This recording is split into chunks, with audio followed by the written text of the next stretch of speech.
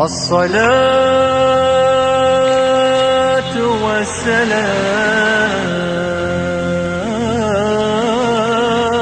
عليك عليك يا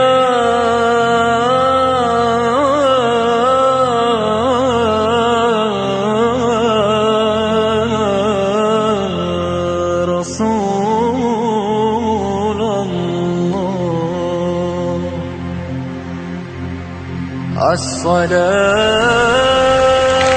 والسلام عليك عليك يا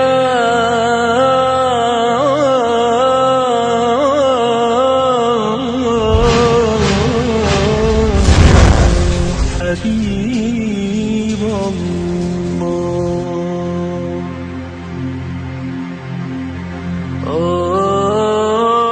Fidèles téléspectateurs, assalamu alaikum wa rahmatullahi ta'ala wa barakatuh. Oilingi kaka koloba kimia boboto bwanzambe boingela okati ya mabota na bino to pesi bande kona biso ba Kristo shalom to pesi bande kona biso ya religion africaine yenge kenu cercle la voix de Bilal o bosibo mesen nango o ezali cercle spécialisé na masolo matali religion comparée. Ezali lisusu na plaisir ya kokota na kati ya bandako na bino. Merci pour na attention soutenue oyo bozali kolembate kopesa émission na bino les religions comparées. Na mikolo milekaki to laksaki bino 1491 plus 430 égale 0. Pe to laksaki bino lisusu ete Kimbangu n'est pas le sauveur de la race noire. Certainement, bo mitungi samaki, ba question et tout namaki ebele, bo réagisaki, mais to prometaki bino pour na ba question na bino la fois prochaine, boko zua ba réponse pour na ba question na bino nyonso oyo bo posaki. Mais il y a une question certes, oyo et tungisa kibino bolobi kasi soki Kimbangu azali sauveur ya race noire te. Maintenant, qui est le sauveur de la race noire? Nde wana ezalaki question na bino, nde tokomeka au cours ya émission oyo kolunga ko pesa bino biyano na mituna na bino. Merci beaucoup bandeko balandi. Thème na biso mwa mokolo ya lelo ezali l'universalité de l'islam. Ki molongo mobimba ya islam. Parce que mingi bato balobaka pe bawe pe bozana ndako bolobaka yango ete l'islam ezali religion ya biso ba indote. Ezali nde religion ya ba arabe. Pe bolobaka soki africain moindo akoti na kati ya lingomba ya islam do bobenga ka islamisé amisaliye moko esclave nde tolingi toyeba sikoyo est-ce que l'islam yango ezali religion universelle? Cela veut dire ce que l'islam est religion universelle, ce qui fait Muhammad est à la fois prophète pour nabiso ba africain. Sur ce tu yambi po nabino na mokolo mwalelo oyo bosibo mesai na emingi oyo azali expert na masolo oyo Mwalim Yusuf Wechinjadi Omenga antivirus aki to tombelie boye elamu na kati ya émission bolanda biso bandeko balandi ndenge na prometaki bino na lobaki ete na yambi po na bino moyo tona bino o bolinga mingi o bosibo bubandi komesana na emingi l'infatigable Mwalim Yusuf Wechinjadi Omenga antivirus Aki Tolobi, assalamu alaikum Mwalim. Wa alaikum salam wa rahmatullahi wa barakatuh. Alors, d'entrée de jeu, Balamoko Tokoti, Bandeko Balandi, thème Nabisonde Tolobaki, ezali l'universalité de l'islam. Ki molongo mobimba ya islam. Lelo, Tolingi Toyeba, Ndeko Mwalim Yusuf, Wechinjadi Omenga, antivirus, est-ce que l'islam, Tolingi Olimbo le labiso, na langage olobaka yo ya kate pona koloba ba sentiment ba passion to bilobela yo vraiment olobela ka science to lingi to yeba Mwalim ban téléspectateur à travers le monde balingi ba yeba est-ce que l'islam oyo ezali na eta religion universelle est-ce que elle nango religion ba arabe te hein maloba mboka na Mwalim merci mingi Mwalim pona motuna oyo tikotuna ngeza motuna moko eza kotungisa pe tungisaka bandeko mingi parce que tango batalaka azomona mbala mosusu soki moto azwi Coran azosimba azotanga Coran azomona Coran eza na langue arabe azoba mais soki peut-être déjà au départ message eza déjà na langue arabe bon pour ndenge nini okoki kozala message ezali ya mokili mobimba parce que langue arabe ezali langue ya mokili mobimba te toyokoka lokola bato basalaka réflexion lokola modèle wana et puis alobi lisusu surtout na mboka na biso oyo eza peut-être makambo ekomi kosalema kaka makambo ebotami lelo nalobi awa baza koloba nini alobi chaque race aza na sauveur na ye chaque race azali na nzambe na ye chaque race azali na aza na buku na aza na religion na ye alors soki ezali bongo selon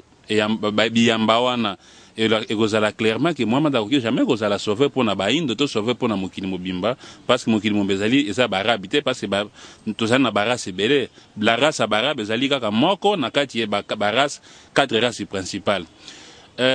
soki otangi na kati ya doctrine na bango baza kolakisa mingi na mekai kotala epa bandeko na biso bampadise bato ya papa mpadi ye déjà na époque na ye déjà na époque wana avant même indépendance tant bandeko kosala musala papa mpadi atangisaka alobi ke makambo toujours ya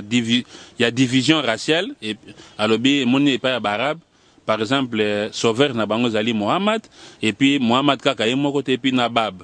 alobi soki oki epai la race blanche okuta sauveur na bango ezali Moïse et puis Moïse kaka ye moko te na Jésus nde yango soki oye epai ya baindo par exemple okuta sauveur ezali kimbangu nayebi te soki ezali ye moko to bato na ye baki balobi ke lisusu non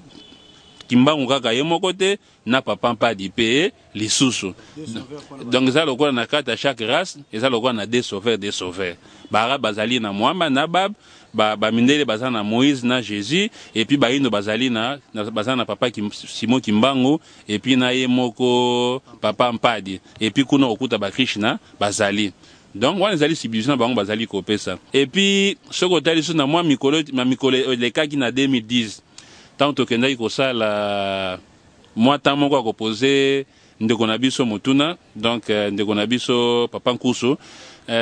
moko na l'époque moko azalaki étudiant na ngai ndeko Hassan batekela apozaki ye motuna alobi papa yebisa biso position ya islam yo ozoza prophète Mohamed lokola nani ndeko na biso alobaki alobi mpona ye ayebi ke Mohamed azali prophète ya solo mais azali kaka prophète mpona barabe nabandi kutu mpo moni lokola na momesano na émission na biso awa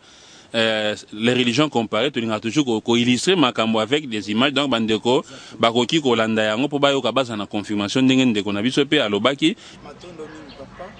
na ndenge oyo yangi biso d'abord nde oyo na remercie nano yo bandaka la wana toyaka na biso na ndenge tozongaka tozalaka mpe na peti ya kopose baquestion lokola oyo toprépare jour ya lelo bon motuna na ngai ya liboso eloba ozwaka prophète Mahomet lokola prophète ya lobita to ya solo matondo mingi papa na biso batekela ye ok motuna ezali malamu prophète Mohamed soki natiaka ye na rang nini ya bafaux prophète to vrai prophète matondo mingi na bandi existence ya islam nalobaka yango boye islam ezali vraie religion kasi mpona baarabe donc prophète Mohamed azali vrai prophète mais mpona baarabe aza mpona biso te aza prophète ya nzambe parce que soki azalaki faux prophète kuna akokaki kovandisa islam te omoni ça peut être bachrétien bakondima ye te parce que eza mpona bango bayebi na bango notion wana te mais prophète Mohamed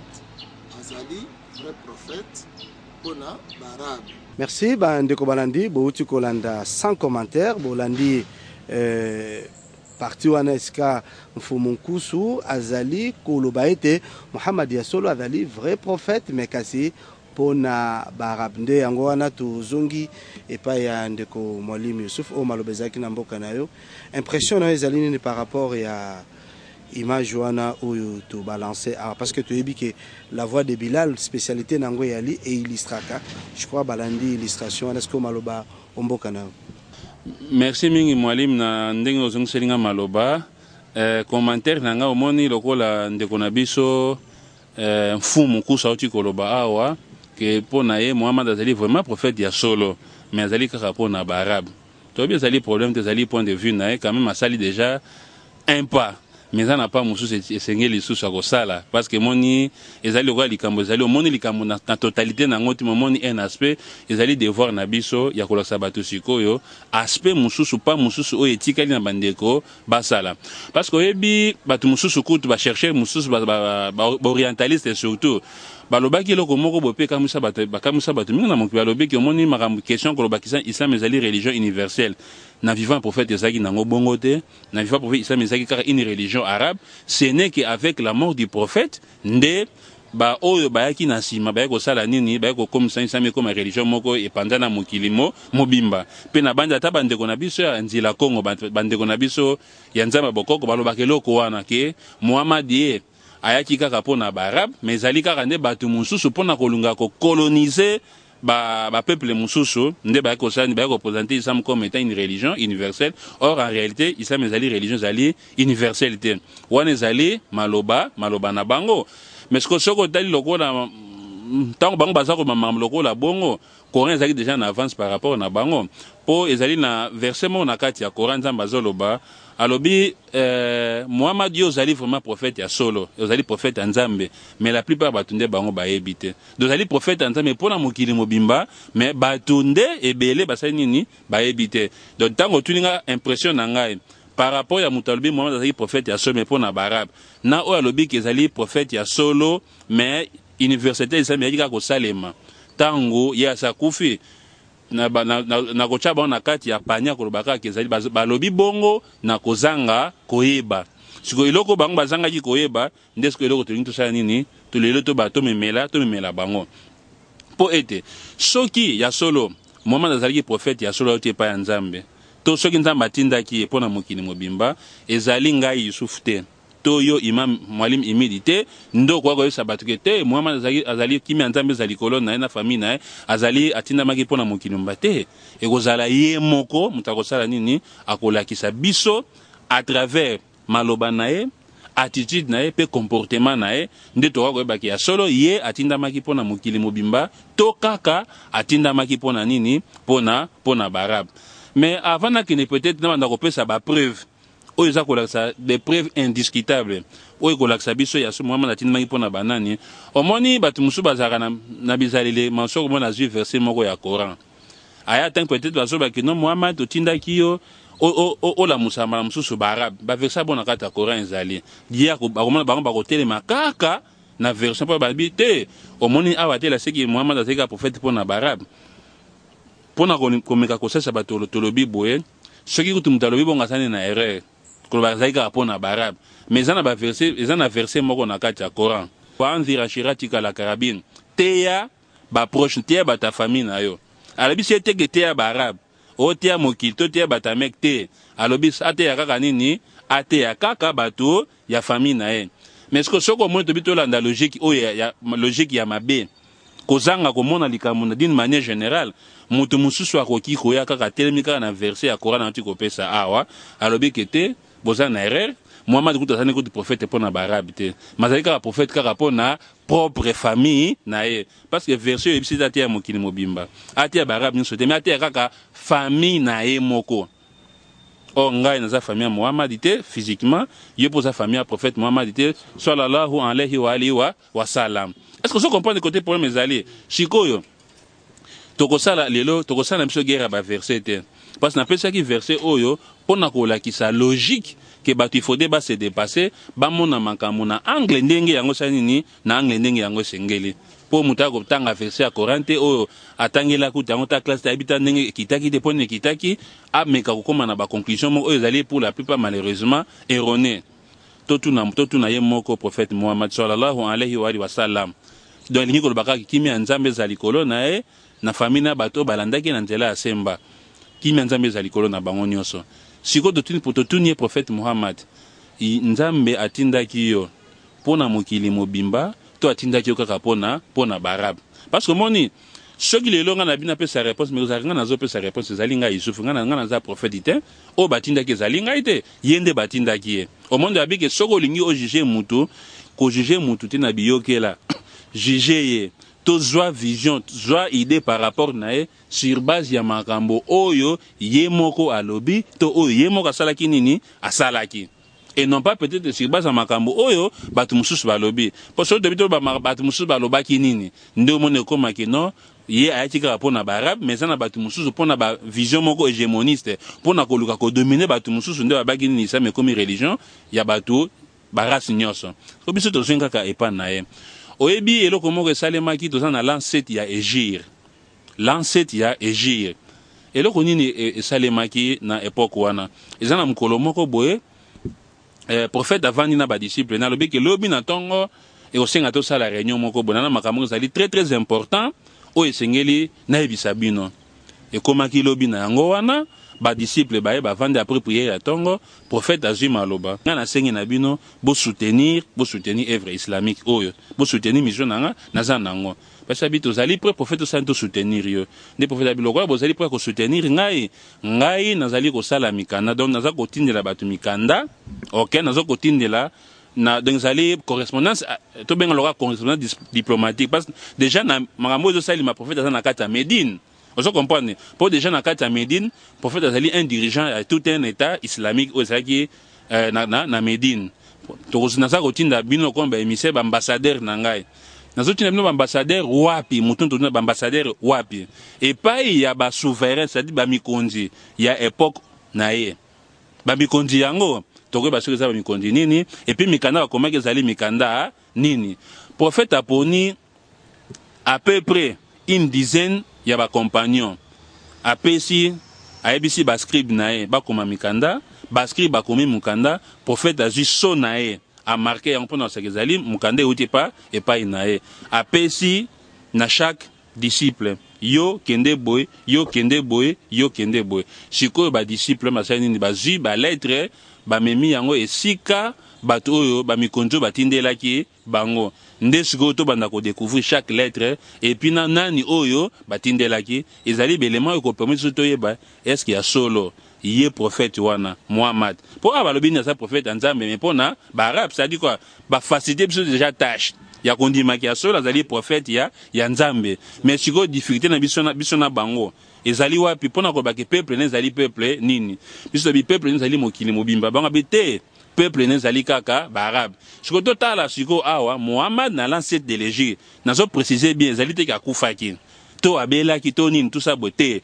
ye moko azali vivant et puis pendant qu'azali kosala musana en tant que prophète donc de son vivant et pendant son ministère asali nini akomi ba mikanda siko to découvrir ba lettre na lobaki awa na ba identité ya bato oyo akomelaki bango yango siko mwalimu tala bandeko balobaka ke islam ezali religion ya ba noir te ezali religion nani ya ba arabe parce que bandimi aki Muhammad ezali prophète à mais pas ya banani pas ya ba arabe mais sigo ye prophète Muhammad o bango labiki ezali ya prophète nzambe mais pas ya ba arabe alaki ceux qui alobiki makambo na ko babongo ezali makambo za solo te et là on est que za solo te parce que ye moko na l'an 7 ya Égir azui disciple na Hatib bin Abit Balta atindie na mukanda akopesa epa ya nani akopesa epa ya Mokaokis ezaki nezalaki nani ezali mokondi do gouverneur général ya Égypte do ba copte epa ba copte c'est-à-dire ezali ba noir oyo bavandaka wapi bazakana na Égypte siko na kati ya mukanda wana prophète Muhammad sallallahu alayhi wa alihi wa sallam alobaki nini to akomaki nini dans l'entretemps ndeko na biso abibu mambo aza kotiela biso ndeko baza komona mukanda yango wana na kosenga na bino imam botanga yango po bato mosusu baza pe na capacité baza na possibilité mansu ya wanda kotanga totanga et puis tokolimbolela bango na ce qui est essentiel. Donc prophète Muhammad azali vrai prophète mais pour na barabe natangi lettre elobi grâce au nom de Dieu Allah le tout miséricordieux et le très miséricordieux. Ceci est un courrier de Mohammed ibn Abdullah au Makaoukis, chef des Coptes, que la paix soit sur ceux qui sont guidés. Je t'invite à embrasser l'islam en tant que religion et tu t'assureras ton salut éternel. Allah, Dieu, t'accordera double récompense. Une première récompense pour ta propre foi et une seconde pour la foi dont feront preuve tes administrés. En cas où tu te détournerais de l'islam, tu te rendras coupable de tous les péchés des Coptes. Ô gens du livre, venez à une parole commune entre nous et vous. Nous n'adorons que Allah, le vrai Dieu. Nous ne lui associons rien. Nul parmi nous ne se donne de Seigneur en dehors d'Allah, le vrai Dieu. Si se détournent, dites-leur, attestez que nous sommes vraiment soumis ou musulmans. Omoni mwalimu makambo yo bino mo boti kotanga awa siko elakisi yo clairement Muhammad oyo kimi nzambe ezali kone na famille na ye oyo bantu azokanisa azali prophète kaka mpo na barabe alobi te eza bongo te ngai nzambe atindaki ngai kaka mpo na barabe te yango preuve asali nini akomi mukanda atindeli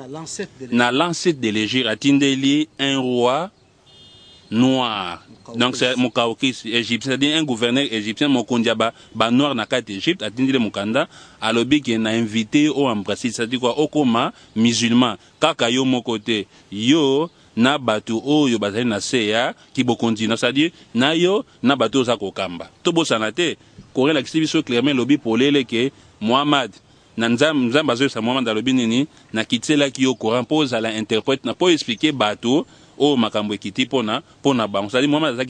azalaki interprète kaka nani interprète ya Coran donc Coran ekiti pona biso mais nani mutakotangisa biso Coran ngo ezali ye prophète dans un premier ezali ye prophète donc siko ye mutu Coran kitake pa na ye alakisi yo clairement ke nzambe atindaki te kaka pona barabe mais pona barasi mususu nde preuve eza nini akomelaki baindo baégyptien banoir na Égypte mukandali biso tukotanga mais asukaki wana te pour mon soeur, c'est que non, maman a commis la lettre, moko par hasard pour na égyptien, non. À ça qui une deuxième lettre. Toujours quand on a au cours y a réunion on a ambassadeur n'a moko, c'est-à-dire émissaire n'a moko qui na Égypte et puis deuxième émissaire n'a qui wapi na Abyssinie. L'autre ko bien ça Éthiopie Érythrée ça qui parti mon ko c'est-à-dire Abyssinie Éthiopie to le bata bon pour ne pas comprendre les lots. Voilà. Et ça toujours kaka ba noir. Prophète Asani a tindi di soso un autre émissaire kuna. Siko makambo oya komela ki bango. Malim na kosenga so pour la pona intérêt à peuple congolais pour la deuxième fois, botanga yango to ebaki akomela ki ba noir wana nini. Ko tokomi na mukanda bo uti kolanda Mwalimu Yusuf alakisi était prophète Muhammad sallallahu alayhi wa alihi wa sallam atindaki na lancette lettre et pas ya Mokaokis ou avec gouverneur général il y a Égypte donc ba noir ba copte. Mais si katomoni lettre yami bale oyo siko prophète Muhammad sallallahu alayhi wa sallam atindi sikoyo na Éthiopie donc Abyssinie yakala Éthiopie yalelo oeza ko regrouper un certain nombre de pays Djibouti Érythrée na ba Somalie wana nyonso donc prophète a s'intéressa ki na bango donc prophète Muhammad azali vrai prophète mais pour na barabe lettre wana totangi yango na lombango lobi grâce au nom de Dieu le tout miséricordieux et très miséricordieux. Ceci est un courrier de Muhammad ibn Abdullah au Négus, roi d'Éthiopie. Que la paix soit sur toi. J'adore Dieu en dehors de lui, qu'il n'y a pas d'autre Dieu. Je témoigne que Isa ibn Mariam, Jésus, fils de Marie, est le prophète de Dieu. Sa parole qu'il a jetée à Marie, un esprit émanant de lui. Oui, il en est de Jésus comme d'Adam auprès de Dieu.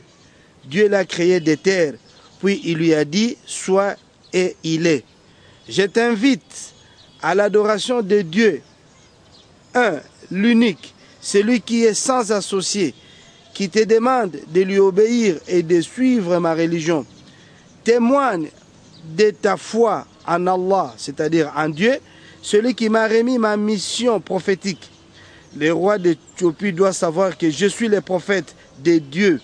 Je t'invite ainsi que tous tes soldats à Dieu, le Tout-Puissant. Je me suis déchargé par ce courrier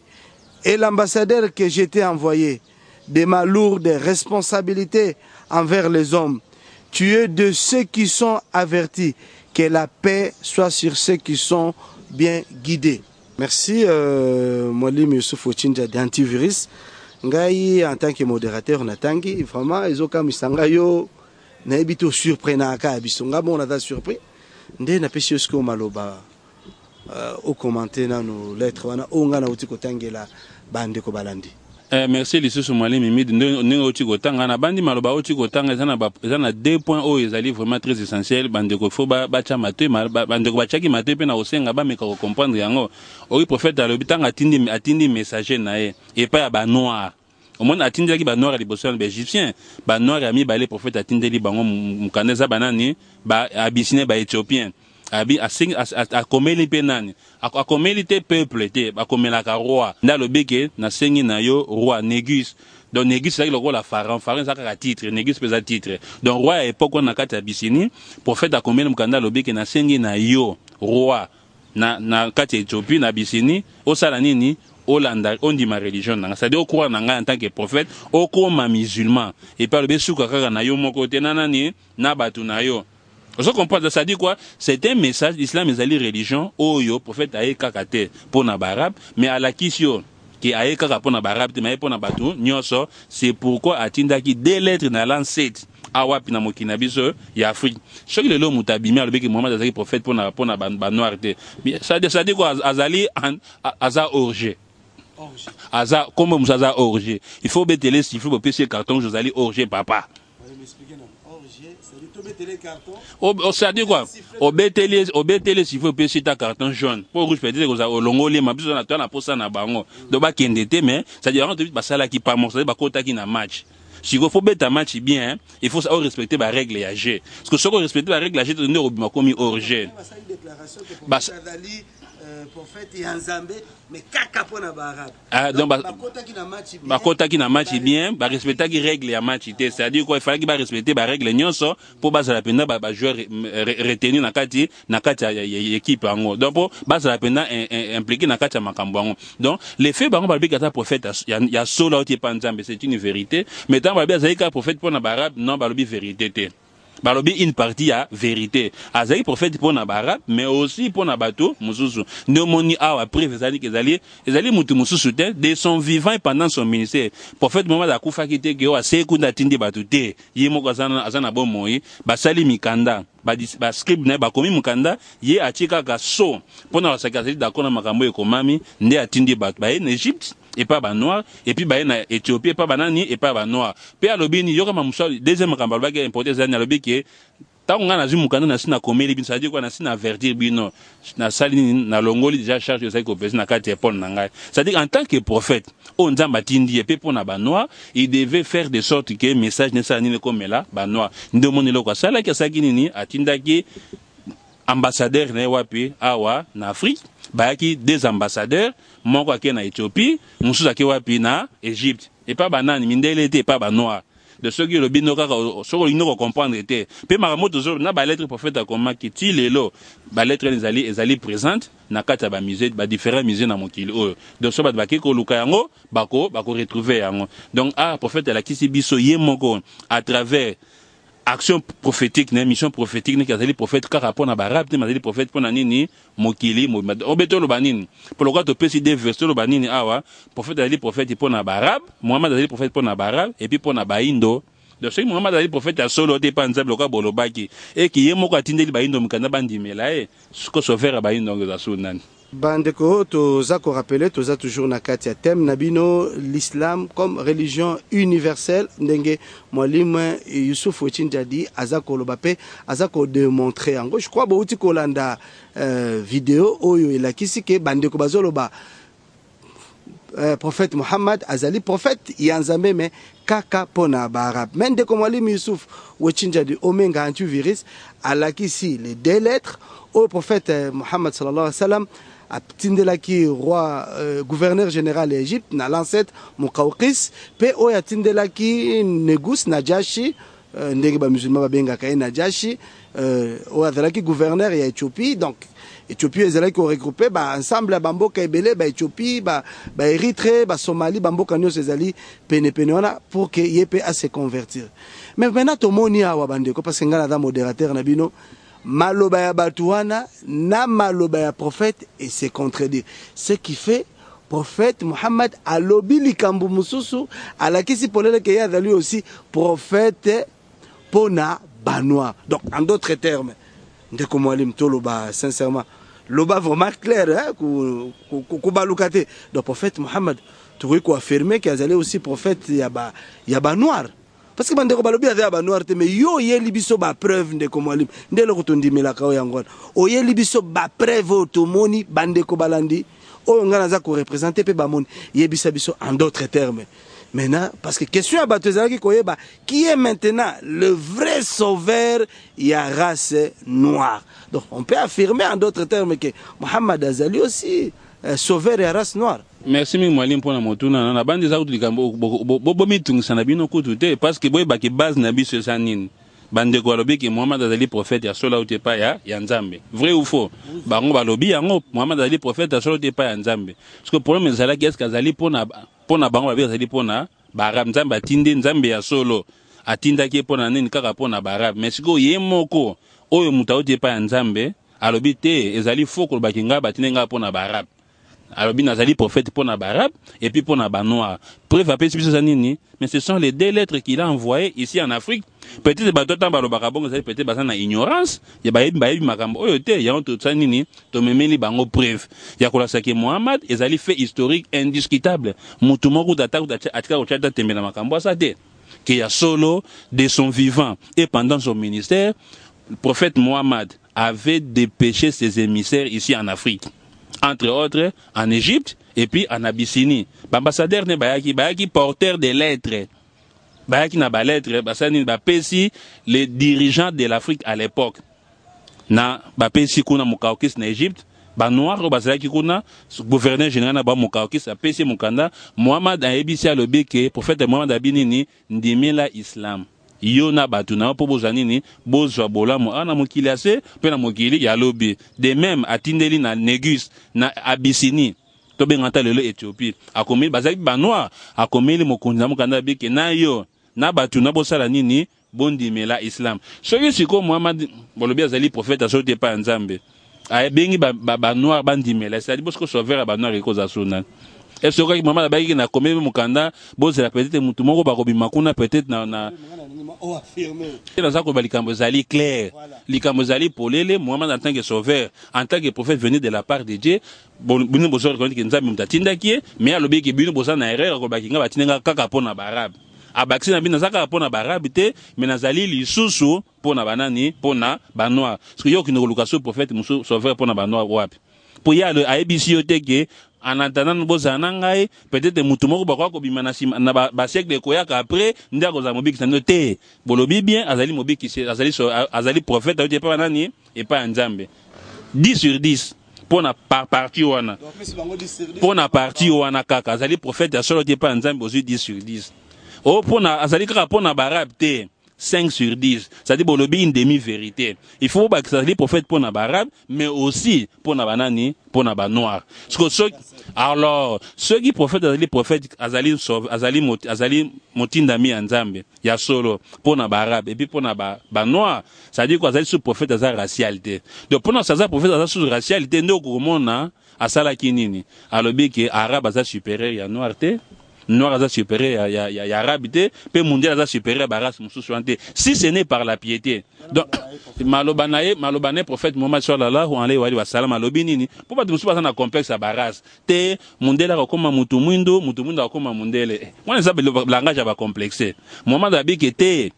mutu mwindo azaka mutu mwindo atika la mutu mwindo mondele aza mondele atika la mondele c'est-à-dire quoi o aza na valeur de mission ndemezali mutabangi Nzambe c'est-à-dire quoi à mettre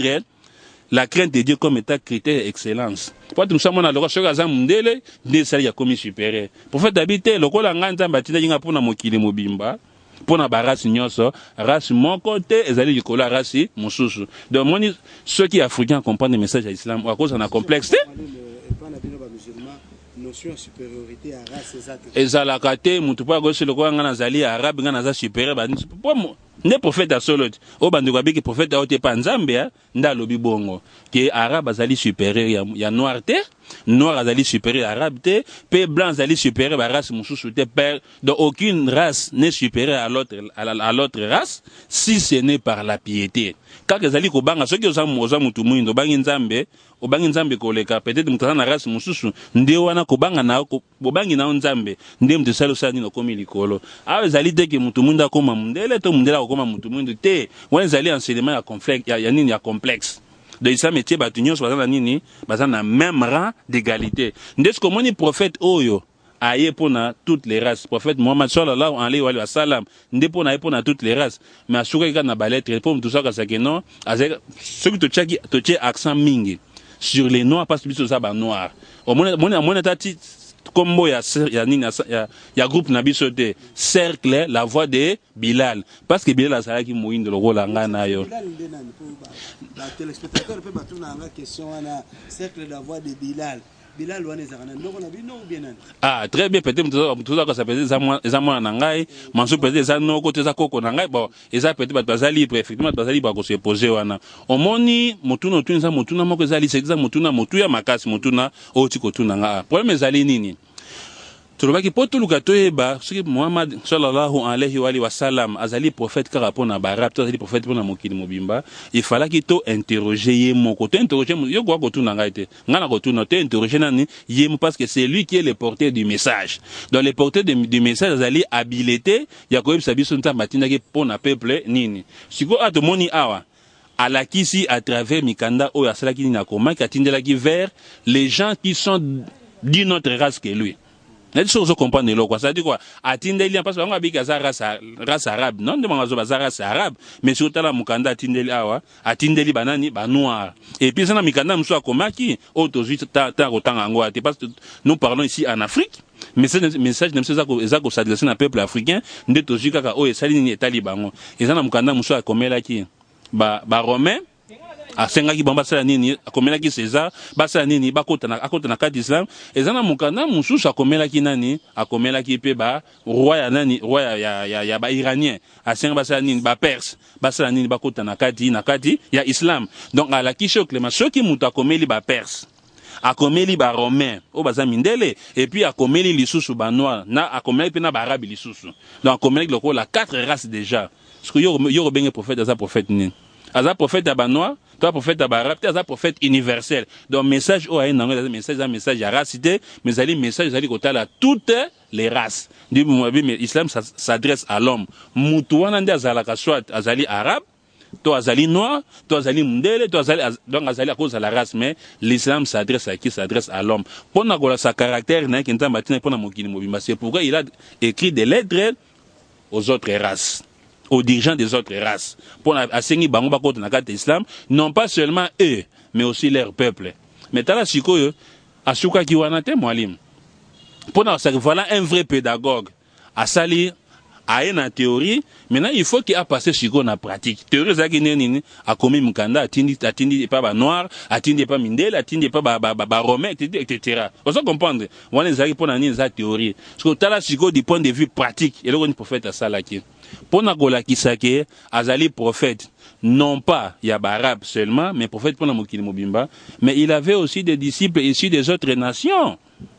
Oui, les prophètes avaient des disciples issus des autres nations. Entre autres, parce que nous avons dit Bilal. Donc, prophète Mohammed, azali vrai prophète, mais pour na barabe. Mais Bilal azaki moko ba disciple nae. Bilal, c'était un Abyssinien, un Éthiopien. Moi je que Bilal un Abyssinien, batu bakani normalement Bilal oui azalaki un Africain mais un Africain disciple du prophète. Bandeko siko pona koluka ko kitisa ko escamoter réalité historique balobani mais azalaki esclave. Problème est a ezali ko lobate azalaki esclave to azalaki homme libre. OK? Il est vrai azalaki esclave mais azala komaki affranchi a retrouvé ki liberté nae. Mais ce que problème azalaki na race nini? Azalaki un noir. Vous comprenez? Donc un noir qui était disciple à prophète Mohammed sallallahu alayhi wa sallam. Masuka na Bilal était comme étant membre ya race mususu te. Azalaki pe susu nanani na tokoza lokola Salman Farsi. Salman Farsi c'est-à-dire c'était un père Salman, c'était un perse. Ba perse baza ba arabe te. Ba perse bazali baza ba arabe te. Siko soki montazan azali na disciple azana par exemple disciple africain bazali ba perse bazali et puis to ceux qui wana te to basada sur moi mibale ya pona ko pesa kaka eloko ngo ezala na forme ya kitoko to zeli lisusu nani Makhzoum Rumi c'est un romain parmi les disciples du prophète Mohammed sallallahu alayhi wa sallam même ba romain bazalaki ba romain na ebite peut-être ata mutameli eloko nini ya rôle bate ba romain bazaba arabe ba romain bazalaki et puis sur ata Sohaib bazalaki un juif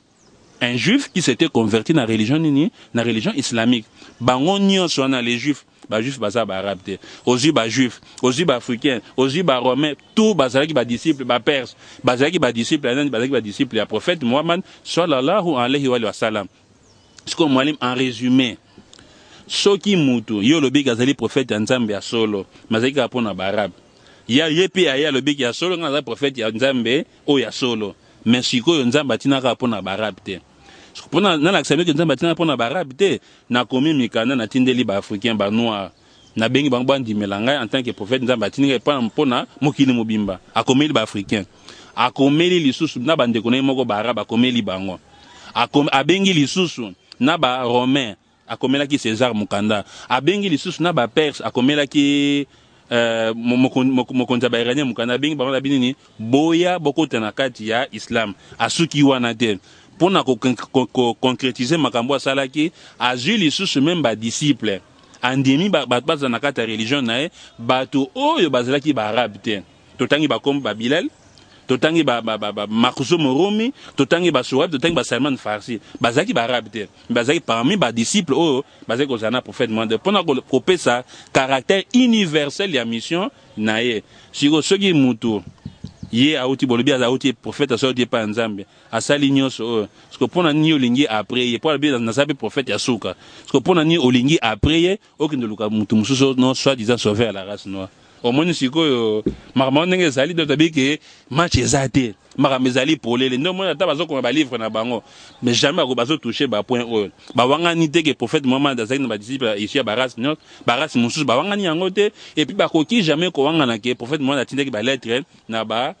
et pas baras mususu po bandima ba embrasser nini ba embrasser islam na muke na zaki na pona ko ba comme introduction par rapport à thème to bandi sur l'université de l'islam na remercier bino mwalim pour na opportunité oyo. Merci Bandeko Balandi, le cercle La Voix de Bilal et remercier Mwalim Youssouf Ochinja de Omenga pour la disponibilité naie. Oyo bouti kolanda ezalaki kaka l'introduction, thème na biso ezalaki l'universalité de l'islam, oyo boyoki, oyo ezalaki introduction. Toko continuer la prochaine fois, bo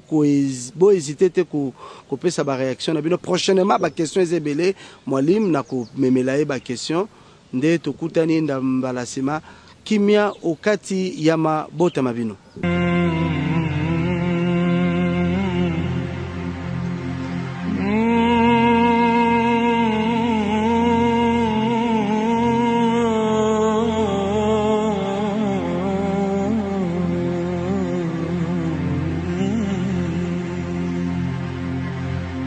الصلاة والسلام